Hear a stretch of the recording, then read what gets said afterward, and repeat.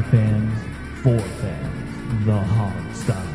And now, here's your host, Sean Conti.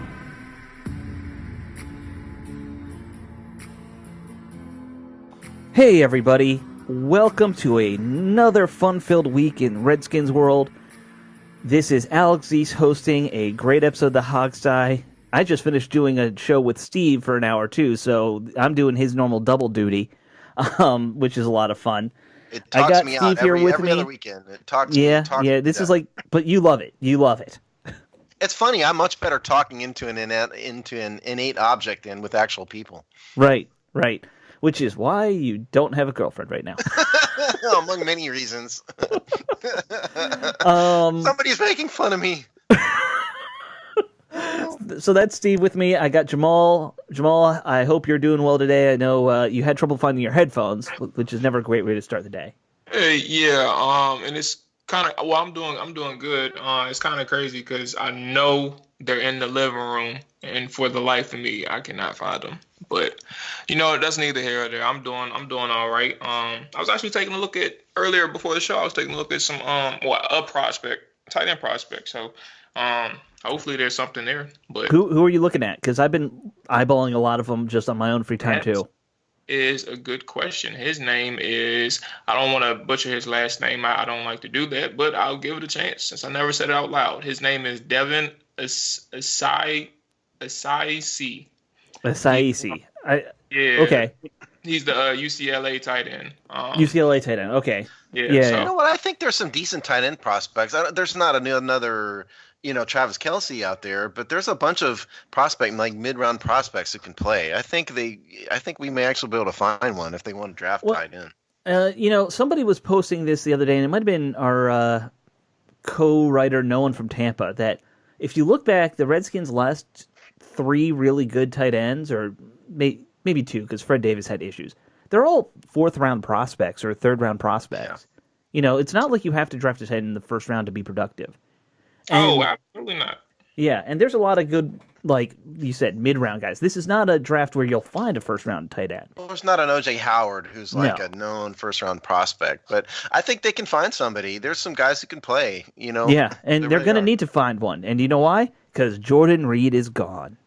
Who? And let's move into our first topic. And I don't know if, Jamal, if you did that intentionally, it was very well done. Bringing up tight end. I don't know, because truth be told, I woke up and I said, all right, let me get to this one thing since I was going to be out of town next week, and just happened to be on the schedule. Okay. I mean, it worked well. Yeah, but absolutely. 7 years, it's really kind of, he never quite lived up to what he could have been because of injuries. But yeah, they finally have let go of Jordan Reed. It's a shame. I think Jordan Reed had Hall of Fame level talent. Mm-hmm. Give him health. I think he's in the Hall of Fame someday because he put up, incredible numbers when he was on the field. It's a real shame what happened. It looks like that from the rumors that leaked out that he wants to keep playing. So, that's on him. I think those of us who don't know him at all would universally tell him not to play because of his concussions, but that's a choice he can make, and he's an adult. He's a big boy for it. But it's a real shame. And, of course, what's going to happen, is because it's the Redskins, he's going to go out, be healthy, play 16 games, and put up 105 catches. Right. That is kind of our curse, isn't it? Seems like it, yeah. But this one is not, for us, it would be a good thing. If he's not in the NFC East, I would tell you, that's not necessarily, I would imagine the consensus is, it'll be a good for him type deal if he can play that 16 games, and is productive in the sense that we knew that he can be, if he can, avoid that big hit. For me, I kind of, it's a sour feeling. Somebody said on Twitter a few days ago that it sucks knowing that you got a guy that's good. He's that good, and you have to cut him, and you know why you have to cut him, and there's nothing you could really do about it because it's still a business. But then you're like, damn, I just wish things could have turned out differently. Like, he's not no Quentin Dunbar, and we'll get to that later, but he's not no Quentin Dunbar where you have, a certain feeling towards how he's acting. It's nothing. It's no type of bitterness or resentment to a team or a player in this regard. No, it's not. And the Redskins put out a nice little thing on Twitter, about him too. So there's no hard feelings either way. It's just like Jamal said, it had to be done. He saved $8.5 million on the salary cap, which is very necessary. So it's a shame, and I think if he's healthy, he'd still be here, for sure. Yeah, but I mean, he had a concussion in what was it, the second week of the preseason that he went out, and he never came back. And the year before, he got a concussion, and he missed half a season. And the year before that, he got a concussion, and he missed a bunch of games. Year before that, like every year, we were seeing this happen to him, and they were getting progressively worse and worse. He was, I think they said he had, 7, 8 concussions on record? I think it's 7 on record, and who knows how many. Yeah. But the length of time he was missing was worse every time. And like you said, if he wants to play, it's on him. I think you have to, as a team, kind of cut a guy like that and say, listen, we can't be at fault for what happens to you. And listen, this has been a long time coming, too. This is not a surprise. As we there was talk reported, about losing him last year because of the injury issues. Well, he put his house up for sale halfway through the season. Yeah. He knew he wasn't coming back. And so this is not a surprise, and it's not a shock. And there's no hard feelings, clearly, in there. So, I mean, it doesn't look like it because, again, I mean, the Redskins put out a nice, thank you to Jordan kind of thing. And he's one of the most productive tight ends in team history, even missing as many games as he's had. So, at least we have Jeremy Sprinkle. Oh, thank goodness. Hall of Famer, future Hall of Famer Jeremy Sprinkle. I mean, look, Reed needs to be replaced, whether through free agency or the draft. There's no question they need to have a productive pass-catching tight end. They probably need a blocking tight end too, because I just don't think Sprinkle is going to be able to be the principal guy in either one of those events. Yeah. They try with in terms of blocking, like that was always Sprinkle. I'm sorry, that was not always Sprinkle's intentions. They wanted to develop him into a versatile tight end who can be a pass catcher and a blocker, but he just fits the mold better as that third stringer coming in and run situations. He just fits the mold better. And I kind of agree. Like they just need somebody who is capable of filling that shoe. And truth be told, when you look at the free agency class, at the very least, if you look at the free agency class, you'll see that it's either one or the other. You don't really have a mix. You don't really have that option where you can get somebody and just either hope they develop into like a very productive guy, but they have that capability of doing the blocking and the pass catching. But it's probably either one or the other, because Hooper is not it. Hunter Henry is the best you can get out there, but you just can't really count on him to pay him that a certain amount of money. It's a cap to what I've heard crazy numbers for the top tight ends coming in free agency. So I think Hooper, they were saying, was $11 million would be his projected salary. I had him at 9.5 for Hooper, but let me go to spot as y'all talk. Yeah, well, yeah. I mean, the spot track for Hooper says 10 or 9.9, I think. Okay. I thought it was more 9.5. By the way, salary cap wise, impact on this. I have, after this week's moves, and we'll get to AP, I have it as $64.9 million free space. That does not include Jared Norris's contract, which I still don't have the number for. But he won't. His contract won't. Well, that, and it'll be offset on the Rule 51 deal anyway, so he's not going to add a lot. JP Finley had it at 63. I disagree with JP. I think he's wrong. I think we have 64 and change. Basically, for that. You're looking at Hunter Henry is $8.9 million, and you have where's the guy at? Hooper. There we go. Hooper, like Steve said, I think is 9.9, so pushing $10 million. See, the Redskins can afford this, though. I did a piece this week, where I added up a bunch of. I took the salary cap space, added in some free agents and whatnot. I added assuming Trent Williams comes back, Right. if you add a $14 million for Brandon Scherf, you add $8 for Eric Flowers, you add a receiver, for 9 or 10, Right. say AJ Green, you add a middle linebacker. I threw Joe Schobert out there as an example. You still have got about 15 million left in cap space, And you need to get corners. moves. You have a lot of holes you need to fill. Yeah, of course. But I mean, there's space to do this, and so you could sign Hunter Henry. You could. Even making those other moves, you would still be fine. The Redskins have a lot of cap space this year, and that's also assuming that they're going to give a contract, like I said, to Brandon Scherf. My buddy Mark Tyler thinks it's going to be a nonlinear contract with a lower cap hit this year. So, I mean, if you do that, there's even more space. So, I mean, the Redskins can really do a lot if they choose to in this offseason, including signing a guy like Henry. And two things, and before I get to the main thing I wanted to say, just for the people that's listening that's interested in Eric Ebron, he's asking for, expected, the calculated market value is at $7.4 million. But in general, for me, I kind of feel like the tight end position, although it is a need for the Redskins, I would never kind of get on board with overpaying, especially in a year where it's not a clear dominant player at that position.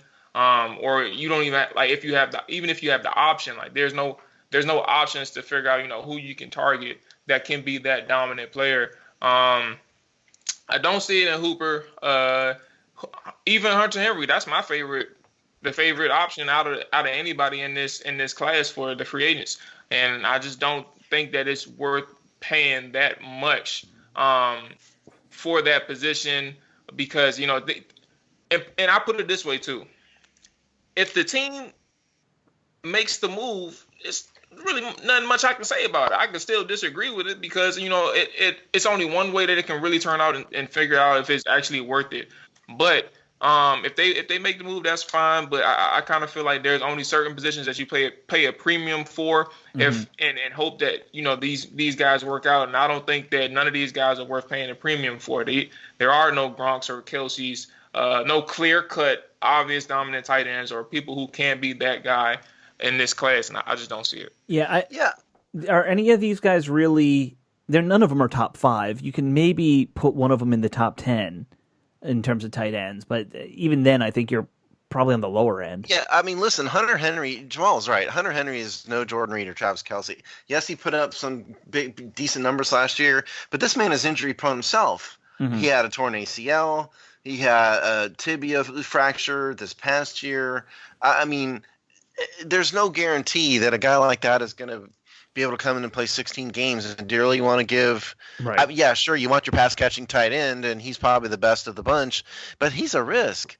He is a risk. And so is Austin Hooper. I kind of agree.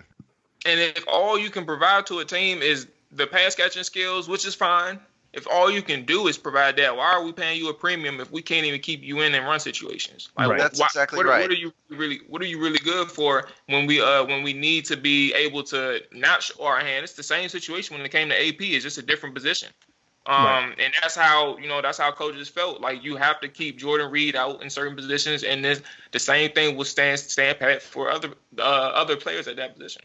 That's why it was a real shame that Greg Olsen didn't come here, because I think he would have been a perfect stop, like 1 year stopgap. It would have given him a chance to draft somebody, his replacement. I don't blame Greg for, wanting to play for a winner and all that, but it's a real shame he didn't come here, because I think he would have been perfect for a year. $7 million, I'd pay him that, for a year. Well, I think, because it's a weak tight end market, if you don't want to overpay these guys, and I can understand Jamal's kind of thinking on it too, I would rather look at some of these guys who are a little older, like who's it, Doyle from Indianapolis. I think he's 30. That's probably your next kind of Greg Olsen type, where it's a veteran. You don't build around him, but he can at least be a stopgap player at tight end. Someone like that might make sense. Well, I mean, Eric Ebron, Jamal, what'd you say his value was? 7, I think you said. I mean, it's a little cheap. It's a little cheaper, but he's not coming on a short deal. The thing. No. You're talking 5-year deal for him, and you're locking in with Ebron. So I'm kind of thinking maybe this year. That's why I didn't list a player in my in my market, my free agency plan thing I published. That's why I didn't print one, because I think truthfully, the best thing might be to just sort of get by this year as best they can and draft somebody to be the starter. I mean, like we were talking about at the beginning, there's probably 5 or 6 guys who are going to go in the mid rounds that could be productive. Yeah. I mean, there's a kid from Florida Atlantic named Bryant. There's 2 guys named Bryant who are both kind of starting to be highly touted as sleeper picks at tight end. He had 1,000 yards receiving in Florida Atlantic as a tight end. So if you want a receiving tight end, he's probably a 3rd or 4th rounder. Well, then there's the guy with the long, unpronounceable name. Yeah. Him. I mean, not the one that Jamal was trying to pronounce earlier. The other one. Yes. There's one with the even longer and more unpronounceable name. Right. But point is, yeah, I mean, there's not an O.J. Howard out there, but there are prospects that can come in and be productive. And there's crazier things that have happened than, I mean, I've seen some fans propose, trading O.J. Howard in a Trent Williams trade. Trading for O.J. that's Howard. a classic fan trade. Yeah, that's crazy. That's insane. That's not going to happen.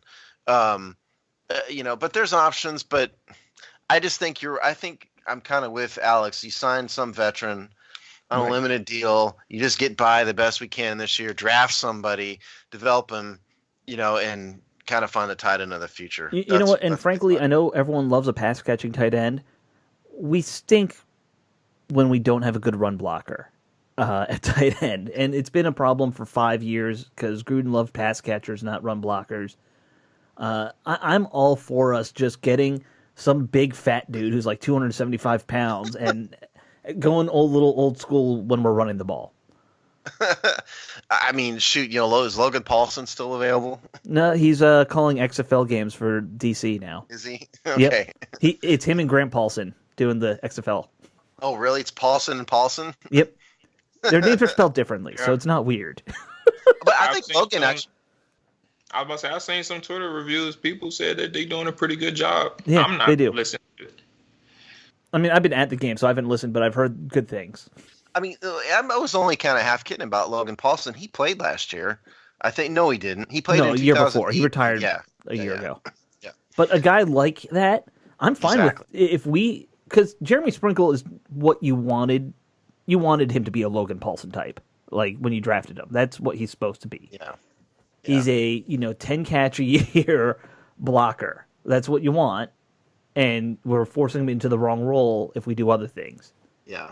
So, but yeah, we could use another one of those guys, and those are cheap in free agency. I mean, I think the fans out there are probably Hunter Henry fans more than anybody else because he's more dynamic. Sure. But I mean, Jamal's absolutely right though. You're going to spend $10 million on him on a free agent, big time, big money free agency contract. He doesn't stay healthy, and he's not a complete tight end. It's one thing if you draft a guy like Jordan Reed and develop him and end up keeping him, but you're going to bring a guy in like that who's not a complete player, who's a huge injury risk. I'm just not all about that. Anytime you're paying that much money for a guy, you better be thinking he can make a Pro Bowl. That's my kind of belief. Generally speaking, sure. Yeah, absolutely. So best wishes to Jordan, and listen, if you have to dump your house for a cheap price, call me. Real cheap though. I can't afford much. And I was looking it up, by the way. He, I believe, finished 4th all-time for the Redskins at tight end, in terms of yardage. Obviously... Well, the best thing about Reed was, the post-mortem on him. The best thing about him was his combination of speed and size and hands. Oh, he was basically a giant receiver playing tight end. Yeah. His hands are incredible. He's too big to cover with the corner. He's too fast for these linebackers and safety. I think he was better. A fully healthy Jordan Reed, I would take over Travis Kelce and George Kittle both. Sure. It's just the health thing with him. I think the only one he was really behind in terms of capabilities and matchup was Rob Gronkowski. Well, Gronk is a Hall of Famer. Yeah, yeah. So, yes, Jordan Reed, you finish behind Jerry Smith, Hugh Taylor, who technically was classified as a left end because it was the 1940s and, football terms were different. And then Chris Cooley, So he's right behind those guys. Top 15 all-time Redskins receiver. So, But we need to move on. But Yeah. to the last question here for you guys, for Alex and Jamal, is Jordan Reed going to be in the Ring of Fame someday? no, No. Yeah, I agree. I think no. he was on a bunch of bad teams. All right, let's move on. Like you said, we gotta. You alluded to it earlier. Quentin Dunbar has been in the news lately. We didn't talk about it last week because we kind of were busy, had a lot of stuff to do. Then he made waves again because he's trying to get a new contract, and I think I look at it as he's playing a lot of hardball with the team in terms of negotiations, and he's demanding trades and saying he's unhappy, all that kind of stuff. But let's go through it. So 2 weeks ago, he says randomly, seemingly, I don't have any ties to this team now. I want to be traded. It comes out that he was supposed to be in a contract negotiation that fell apart when the coaching staff came in. And the coaches were like, oh, no, we'll sit down and meet with you. But now they've sat down and met, and he's still saying, again, I want to be traded. Whoa. One part, they said that they actually denied having the conversation. Oh, they did. They didn't entertain his request to have that conversation. They denied it. Yeah, so that came from what's the female reporter from The Athletic? So saying that. Oh, I'm sorry. The other one, Rihanna. Yeah, Rhea. She put out that she had talked to somebody close to Quentin Dunbar, and that person said the Redskins wouldn't talk. That's Quentin's side. Who knows what happened? Maybe it's true. Maybe it's not true. I think Quentin is kind of overplaying his hand here. I mean, yeah, sure, he's a good corner. But I mean, is this the type of guy who can hold up, put a metaphorical gun to the head of a team and get away with it? I don't think he's that good. No. And at the end of the day, as a contract, they aren't going to release him because they aren't completely stupid. They can't afford to trade the guy because they don't have anyone else. So I think at the end of the day, sure, I wouldn't mind giving Quentin an extension, and they probably should. But why it has to be done now, I don't know. Why is it so important? It's done in February. Well, let's think back to the Trent Williams situation a year ago, and we as fans were very upset with how Williams, nobody apparently knew that he wanted, a trade or a new contract or anything before free agency. At least Quentin Dunbar's being outspoken and saying, hey, this is my problem. Now, I disagree like you. I think he's kind of playing his hand way too hard here. But he's getting, $3 million? None of it's guaranteed this year, is my understanding, or almost none of it. Okay, let me go over the contract here real fast. So originally signed in 2015. His contract runs through this year. He's got a $3.25 million base salary and a $4.4 million cap hit. And his dead money is only $1 million. So, I mean, he's a cap saving about a little under $3.5 million if they should cut or trade him. So no, he doesn't have the dead money is from his guarantee. So he doesn't have any. He didn't have any guarantee this year. But this is a false narrative, though. Okay, the guaranteed money is only important if you think you're going to get cut. Quentin Dunbar is going to get the money. Okay. Sure. Yeah, sure, it's a risk, but they're not going to cut Quentin Dunbar. So while I understand he's upset, I mean, at the end of the day, he's going to get paid. So I certainly wouldn't mind him giving him an extension, but I think it's misplaced anger here. And here's the thing that I kind of agree to an extent with that comment, Steve. But here's the thing with how I view this situation now. And personally, I feel like it's kind of hard to defend him anymore because I kind of take people, like when they say something, just in general, like the type of person I am. And I'm pretty sure there's plenty of people out there, regardless if you're a fan or a sport fan or anything. Like when you hold somebody to their word, you like that's something that's big to you.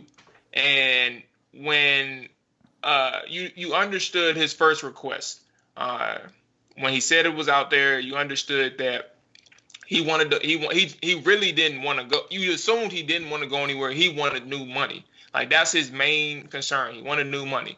Okay, like he's earned it. He's the third, 30th, 35th, or pushing 40th highest paid cornerback in the league. He's way better than that amount of money. He's way better than that. He can get around 7 to 8 million, and that would put him in the top 20. That's fair enough. Top 20 is good enough. And that would, like I said, $7 or $8 million. And then you come out and kind of backtrack, say that you didn't want it. I mean that you never requested anything out of the Redskins. And now you kind of fiddle in one thing, and you say, okay, well, if that's not what he wants. If that's what he said out of his mouth, that he never requested that, then I'll give it the benefit of the doubt that maybe something was misinterpreted, and that was reported to the media. And then this week comes around, and you hear that he is he's requesting it again because the Redskins denied to have the conversation. Like Steve said, he may be out of this may not be his lane that he needs to be in, because when you go from one place to another, then back to that other place, and you're right back where you started, now who can take you for your word? Who is going to really look forward to? I mean, at least you put your name out there that people know that you want new money. So you don't have the luxury to sit out or anything. And this is a big year for him, because if he's not gonna get that respect from the team that he is here now, the Redskins better take advantage of the time he is here in 2020, because he can't sit out. Like, he doesn't have the money to sit out. So yes, he needs to take advantage of this year. The Redskins need to take advantage of this year that he'll have his last year with the Redskins, unless they actually, pay him with respect financially.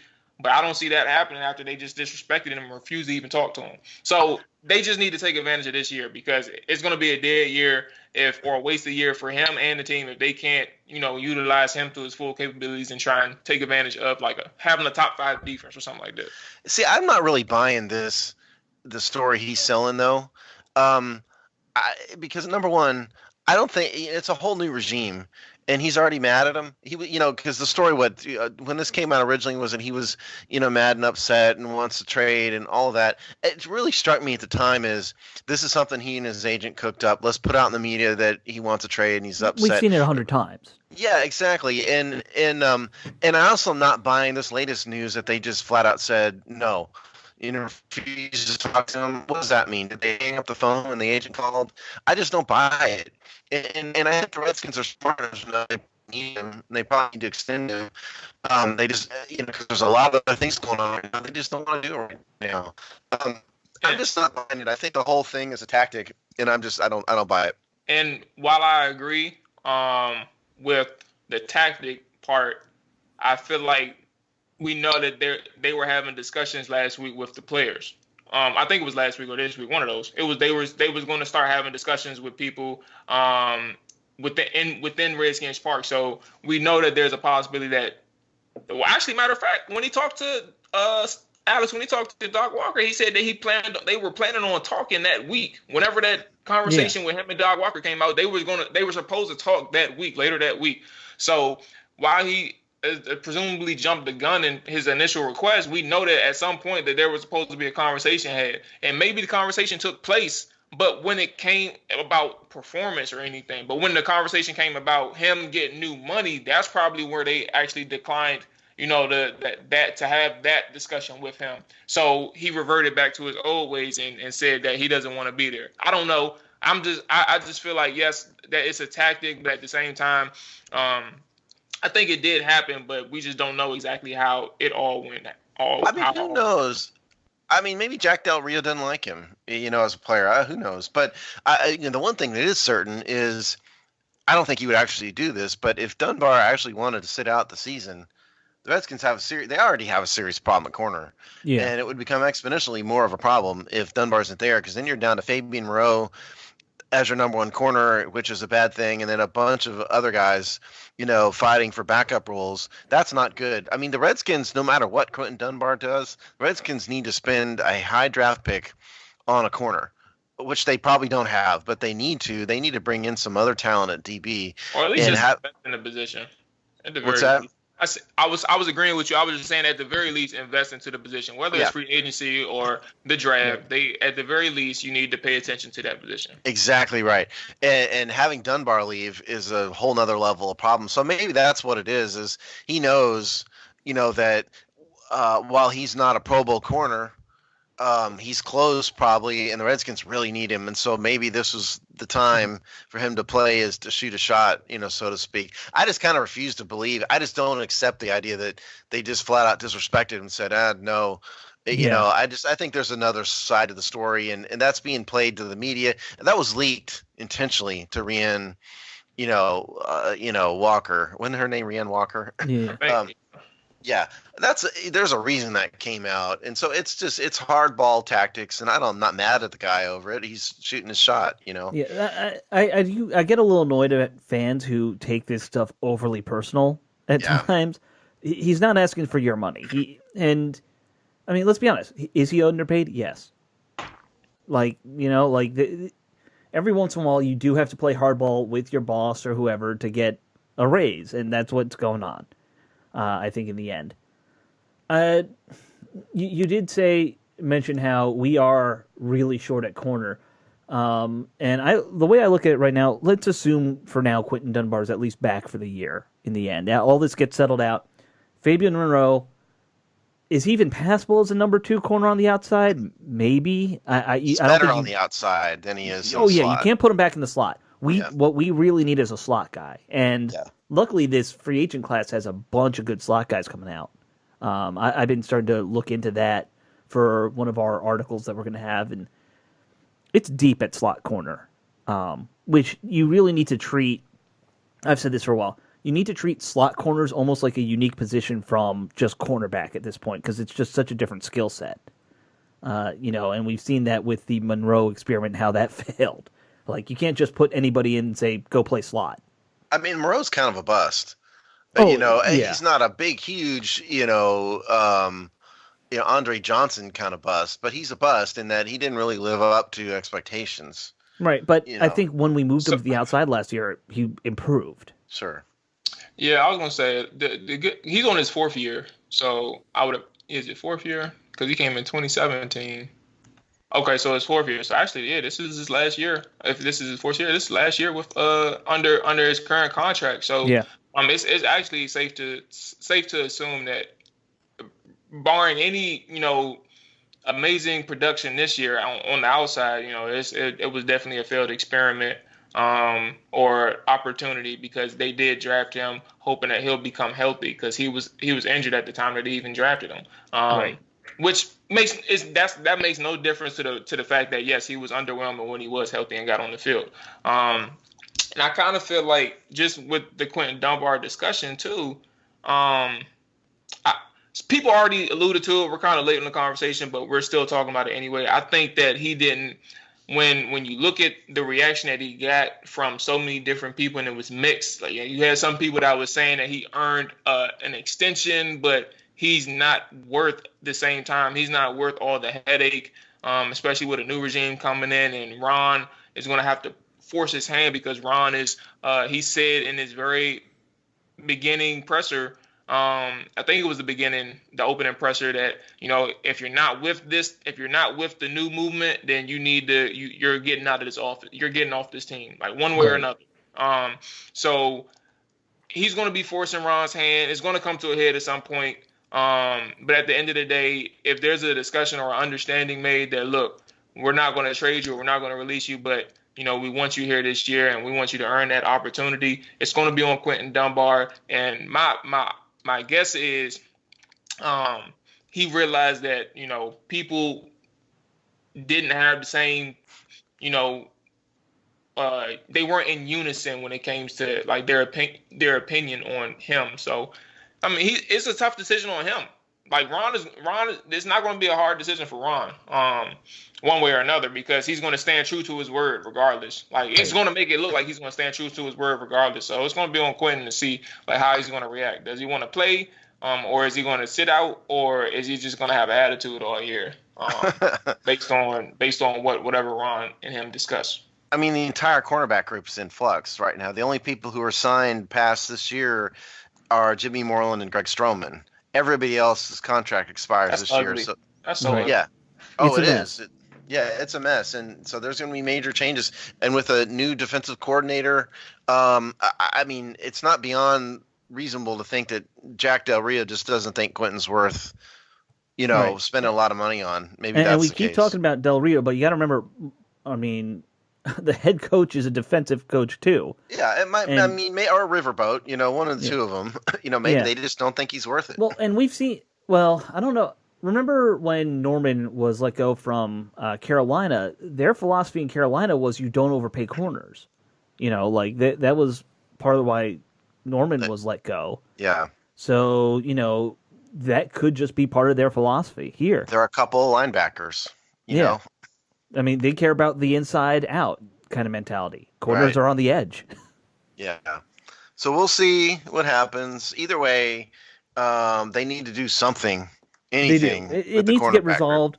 I think the smart move still would be sit down with them, figure out, do you really want a contract or did you really want to leave? If he wants to leave, you got to find a trade partner. Because the problem is, I don't think, we talked about Moreau, I don't think Jimmy Moreland and Greg Stroman are necessarily starting corners either. Oh, no. No, they're dime corners. Yeah, exactly. So, I mean, they actually have a serious problem, with it. So that's, yeah. So that's the issue. Yeah, I think it is what it is. We'll see how it gets resolved in the end. Let's move on to our next little topic, and that is some good news, and that is that Adrian Peterson, his option was picked up by the team, means he's back for one more year. The old man, the wrecking ball that is Adrian Peterson, who's somehow still productive at 87 years old in the NFL. Actually, I just forgot what his age was, so I thought I'd throw a fun number. It's 34, 35? He's getting up there. Yeah. But yeah, great move, right? Like in the end, you got to look at it and say he's been solid, reliable. You don't necessarily love the idea that he's starting at his age, but no one else is healthy. He's Adrian Peterson. He's proven to be reliable. I'm not worried about his health. Here's the question, and I'm going to throw this to Jamal because I know you've looked at it and you've looked at some rookies and whatnot or draft eligible people. I think Adrian Peterson is the safe choice. I'm glad they re-signed him. But as Mark Bullock said last week, it may be a case of Scott Turner really wanting someone in the mold of Christian McCaffrey, who that's definitely not what Peterson is. So I think they probably brought Peterson back because they're afraid of the health of Bryce Love and Darius Geis more so than he's really just a wonderful, awesome, neato fit with the new offense necessarily. So, I mean, Jamal, what do you think they ought to do in terms of the future of the group? Well, what you said, I kind of agree with, but I also I would hate to find out that that's how they view Adrian Peterson, because how much more does the person have to prove to you over a 2-year period? It's not that he's been here for 2 years. Like, how much more does he have to prove to you that age for him specifically does not make a difference? Like, it means nothing. He gives you production. Like, the offensive line has been terrible the last couple of years. Yeah. But guess who's creating lanes for himself, and guess whose playmaking and vision allows him to be as productive? Not 2007 Adrian Peterson, but he allows you to be as productive as a 2000, close to 2000. Well, 2012 was really good too. But you get my point. Anyway, what they should do, they need to continue to invest in the position.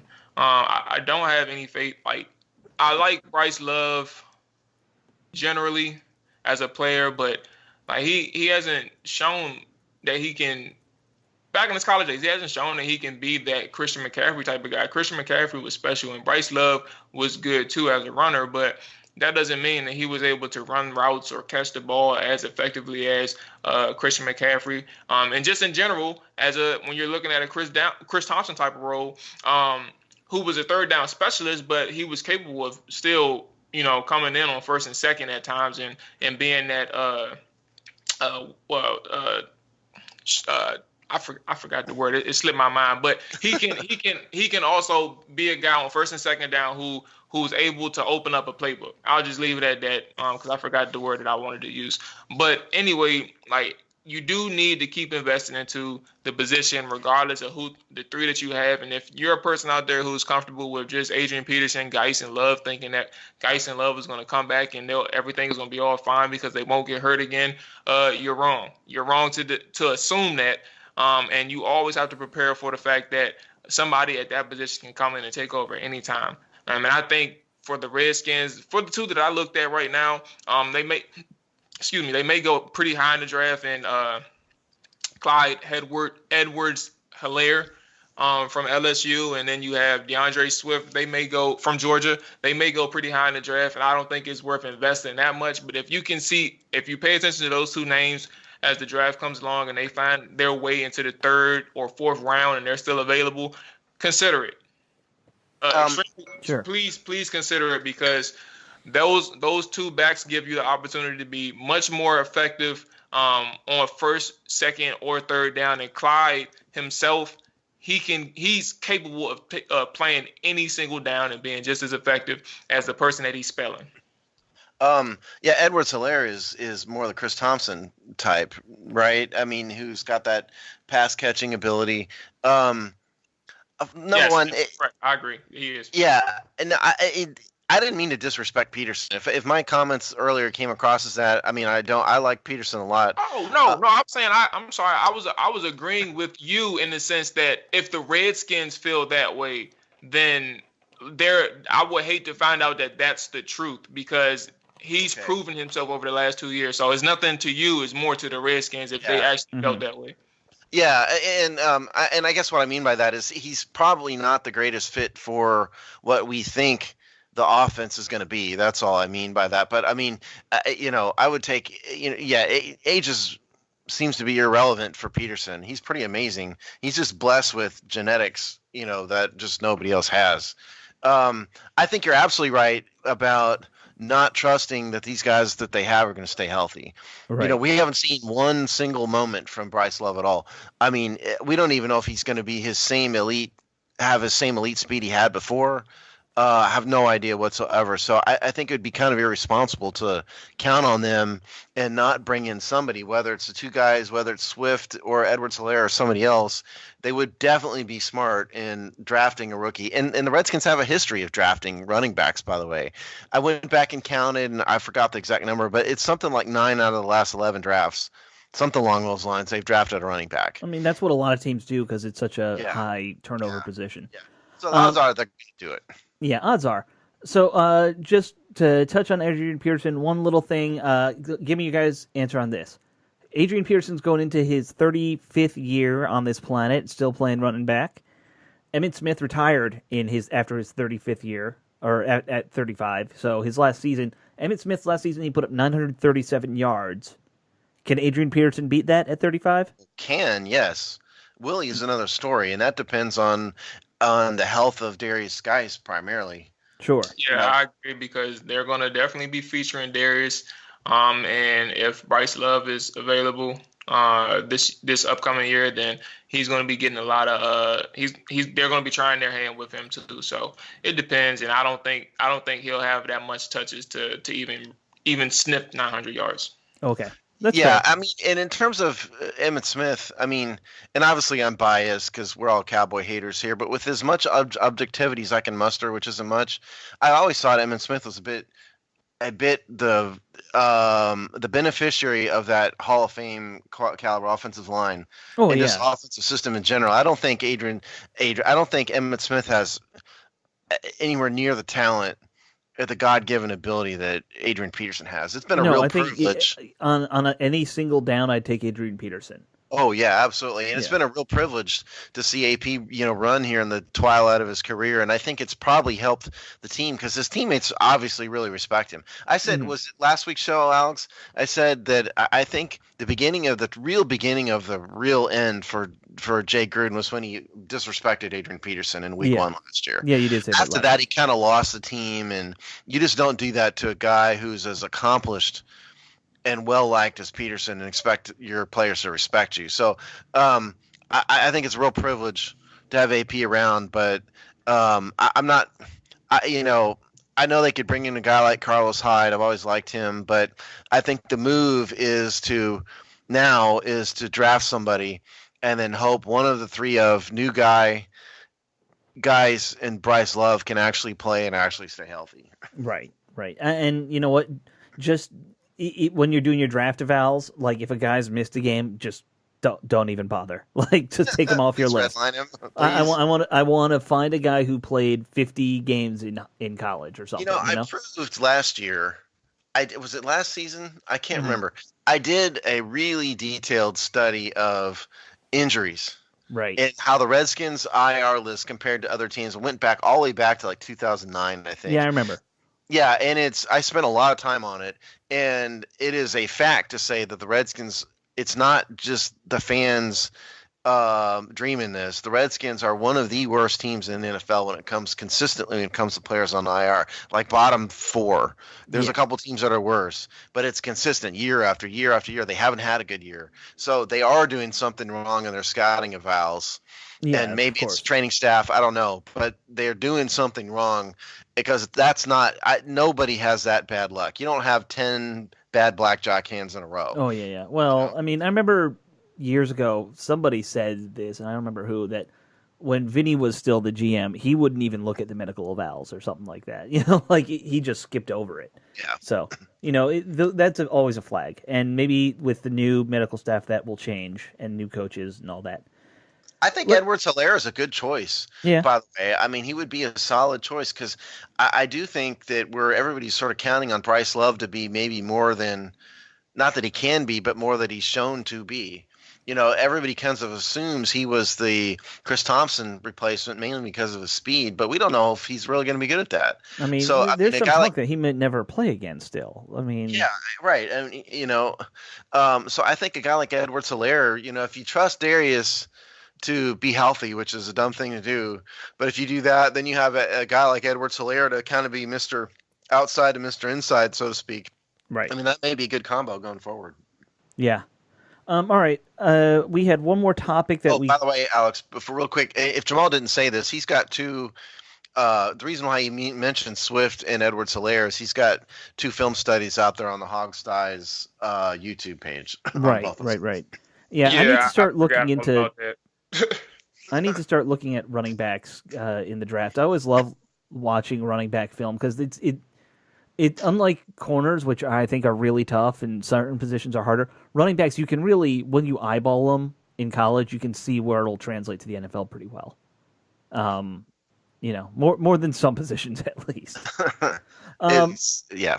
Yeah. Let's move on. We had one more topic that we wanted to cover, and that was to just start talking about free agency. And specifically, Steve, you'd mentioned you wanted to bring up wide receivers in free agency, and what should the Redskins do, if anything? So I'm going to kind of let you take the lead on that then. Okay, so the reason why I brought this up, obviously, is with the departure of Paul Richardson, what we're left with is a bunch of really, really young guys. Right. Over 25 even. Oh, no, certainly not. I mean, Terry McLaurin's a bit older because he spent, he used up all his eligibility. But between him and Kelvin Harmon and Steven Sims and the rest of them, there's not a proven veteran to be had. And certainly they could use another playmaker. So the question becomes, do the Redskins spend a lot of money on a big-time free agent? And Jamal, I think you're the one that did our wide receiver free agent piece. And the guys at the top of the list, obviously A.J. Green, Emmanuel Sanders, Amari Cooper, Devin Funchess, just to name a few. Anderson. Yeah, Anderson was the other one. So the question is, do the Redskins spend a lot of money on it? In my free agency piece, I gave them A.J. Green, just more out of a placeholder more than anything else. I do think that the group could probably use a proven veteran, and kind of a veteran presence type of guy, but also someone who can make plays. Right. Because it can't be just Terry McLaurin. They do have to have someone else. Steven Sims is going down that road, but he's a slot guy. So do they need an outside receiver who can pair with Kelvin Harmon at the Z position, or maybe at the X and move McLaurin around? I don't know, to give the Redskins another option. And if so, do they need to spend a lot of money on him? So I I don't know how wild I am about AJ Green. He's old by wide receiver terms. He's going to look for a lot of money. That may be not the greatest idea in the world. Robbie Anderson's another story. Younger guy. Devin Funchess, younger guy, but bigger, not as much of a playmaker. So maybe Anderson is the guy. Well, I mean, my concern is, what are you looking for a veteran for? Is it just for playmaking, or are you also looking for them to kind of help these young guys learn how to be NFL players? Both. I wonder with a guy like Anderson, has he been there long enough at this point to really do that? I mean, he's 27, so he's probably starting mature. Young 20s versus late 20s. You know what I mean? Yeah. There's a name that I was just scanning the receivers list that we haven't brought up. Randall Cobb is going to probably be a free agent again. And, he had a lot of success in Green Bay. He had a good year in Dallas last year. And he's, I think, going to be 30 or 31 probably by the season start. He'll be 30. That might be an option for a year or two. Somebody like that. Yeah, for a year or two, sure. I don't think we need to sign someone for 5 years with what the young guys we have. I don't know if we were to do like a percent chance on like the guys like Emmanuel Sanders or AJ Green. Right. These are the ageless veterans. I don't think that we have the best chance to get these guys. However, if we were to just simply state who can work out best for this team for a year or two, I would consider those two over any other receiver option that's out there.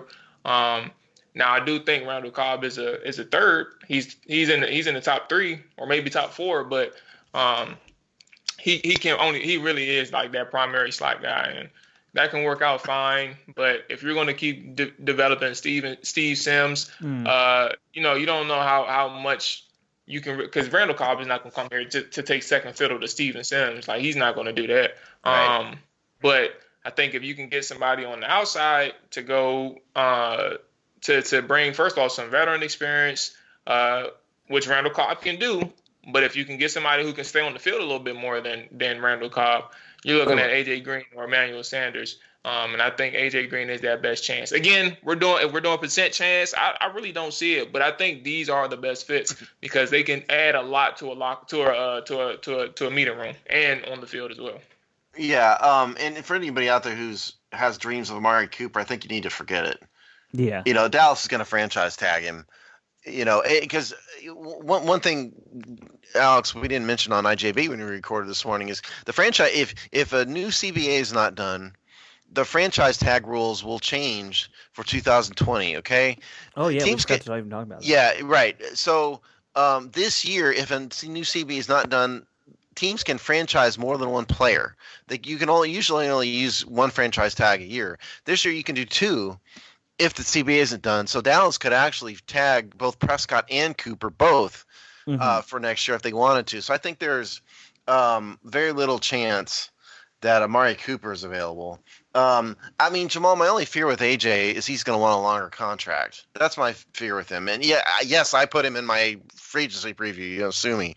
Because, I would like what he brings to the field, but my fear is that. But yeah, I think I kind of agree with you. Of all the guys on this list, he's probably the one I would want just purely from a play on the field and locker room standpoint. Sure. And I agree. I agree with both points. He probably wants a longer term deal. It's probably somewhere between 3 to 5 or maybe 3 where he can be fortunate enough to maybe get another contract. But yeah, he probably want a longer term deal, and I think we're looking at like around 8 or 9 million annually for him. So yeah, which I think is fine for a year or two. I think 8 or 9 is fine. Yeah, and Emmanuel Sanders a little older, big money. Why is he going to come to Washington? Devin Funchess, not wild about what he would bring to the table.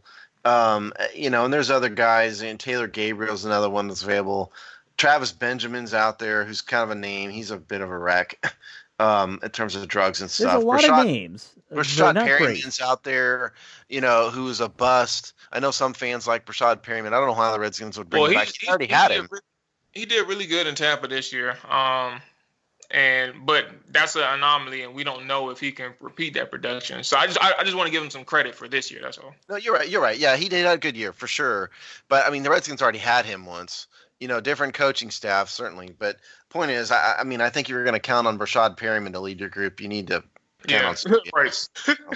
Yeah. We need playmaker and veteran experience, and I don't think Perryman can do that. Though the arm with Dwayne Haskins kind of benefits Perryman because that's exactly what Bruce Arians does, and if you can get a guy with a strong arm like Haskins, it kind of works out for Perryman as well.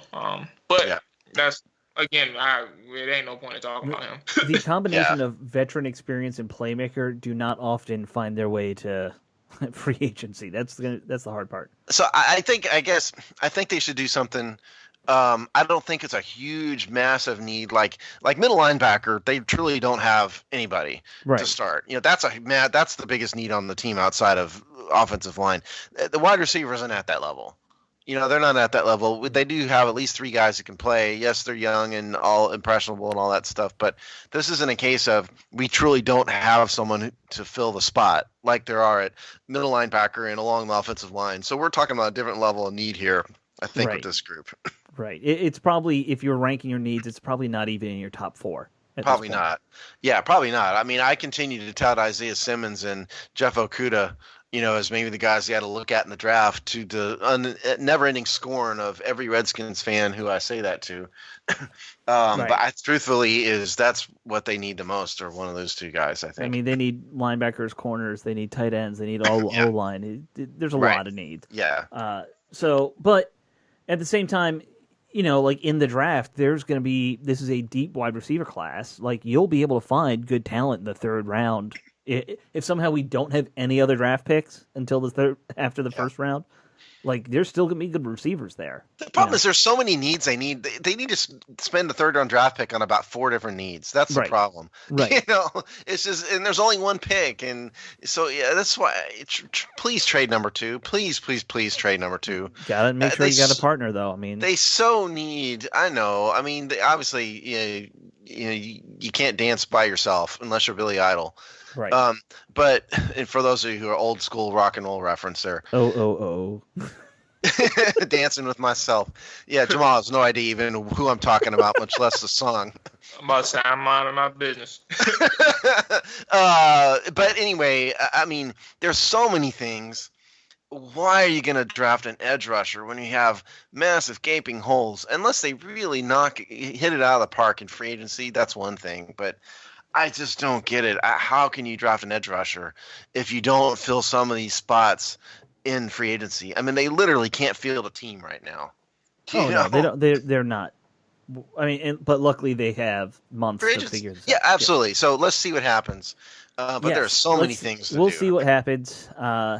There's one more free agency question I kind of just jotted down, and I was going to ask this to our guest who wasn't able to join us and is going to join us later, keeping that a surprise for people. We've got a lot of guests coming up, actually. We do. Yes, we do. So, but speaking of the free agent class, what should they do about the Ryan Kerrigan thing? Like, I'm starting to hear a lot of fans saying they should trade him, especially if they are going to go Chase Young. Idiots, okay, fans are dumb. I do. But go ahead. I think what you do with Kerrigan is obvious and simple. You don't cut him. You extend him. What you do is you convert some of his signing bonus, some of his base salary. His base salary this year is $12 million, right? And change. Is that the right? Hold on, let me get the exact number here. It's around there. It's 11.5. Okay, his base number is 11.5. So take some of that base. Give him like an $8 million signing bonus, say. Right, to spread out over a couple of years. Lower his base down to $3.5 million. And then tack on a couple other years, maybe guarantee 2021, but not 2022. And so now you've dramatically reduced his cap hit. You've given him one more year of guarantee, which you can do for him. He's still a competent player. But now you've reduced his cap hit down to something manageable. That's what you do with Ryan Kerrigan, I think. And if you really want to play hardball with him, you don't even guarantee 2021 either. You just you just convert that signing bonus, tack on 2 years, no guarantee, can cut him at the end of the year if you wanted. The Redskins aren't going to cut the man. No, He's I don't too think they're well gonna cut liked. him. He's too much of a face of the team. Dan Snyder likes him, so I think that's what you do. You reduce his cap hit by transferring his base salary into a signing bonus and say, "Here, Ryan, sign it." That's what you do. Look, here's what He's just Jamal making doesn't Jamal agree at angry. all. Jamal thinks I'm totally Here's wrong. what Jamal you just do. did a Skip Bayless sigh, You cut his ass. That's what you do. You don't look back. Cut him, because you can't get no trade value for him. He's been bad for 2 years at least. You just let it go. You don't look back because you're not getting no value for him. I guarantee Is you what I was that if saying. you put him on the If block, I'm you'd get value. 100% serious, but I'm not 100% serious when I said that. What I really think is, you should try and trade him.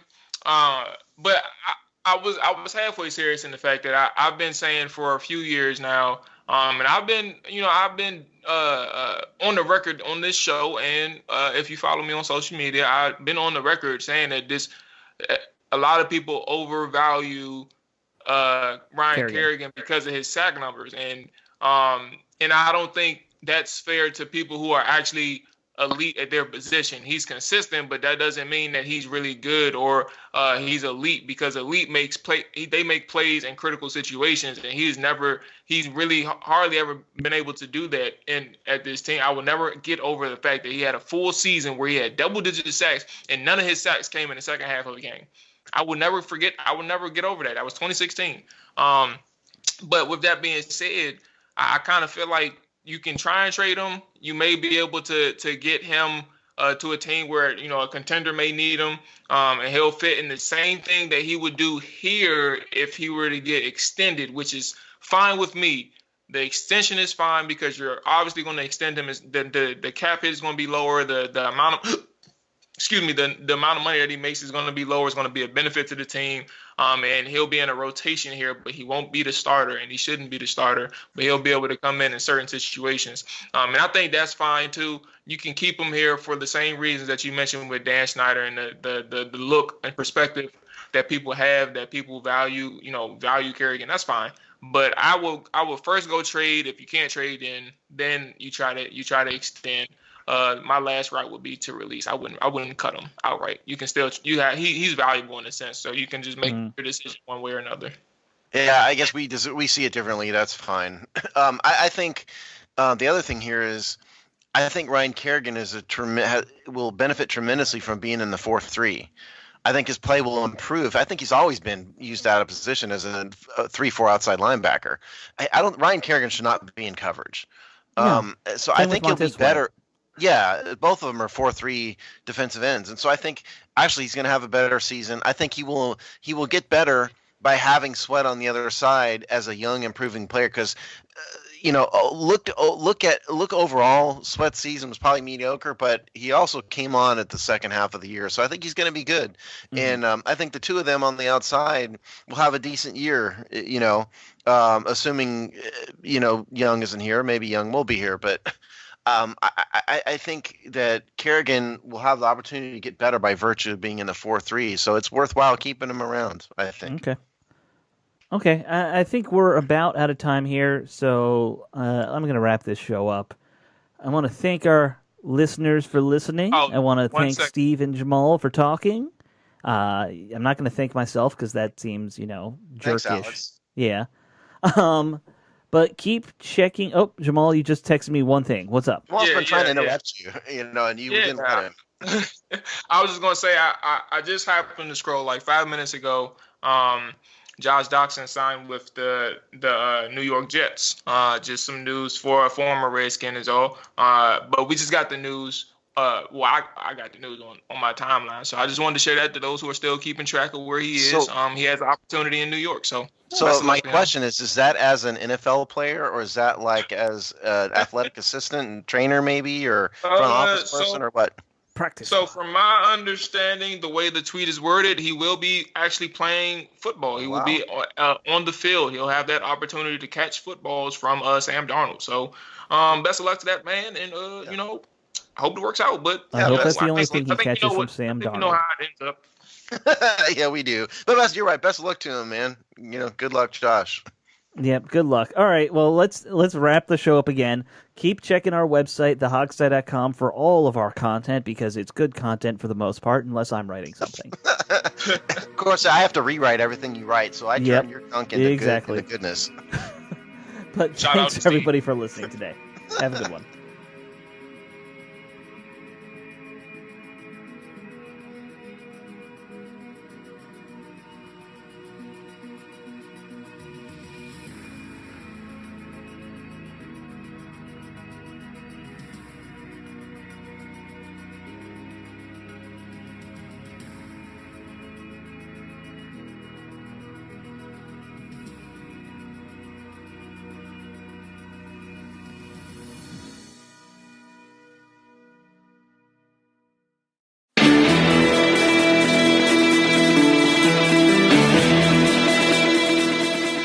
Welcome to A Game of Two Scarves, the world's first footballing podcast, brought to you by the two great mates who just so happen to support the deadly rivals of Newcastle and Sunderland. Each week we bring you a down-to-earth, informed discussion on our respective football clubs. Everything from post-match opinions to thoughts on who we thought did well, who didn't, and where we think the club needs to progress going forward. We bring the odd guests along for the ride too, often from clubs outside of the region, so, as well as our own clubs, we do like to discuss the latest big news from around the world of the greatest game. So sit back, put your allegiances to one side and enjoy the chat and humour of A Game of Two Scarves podcast.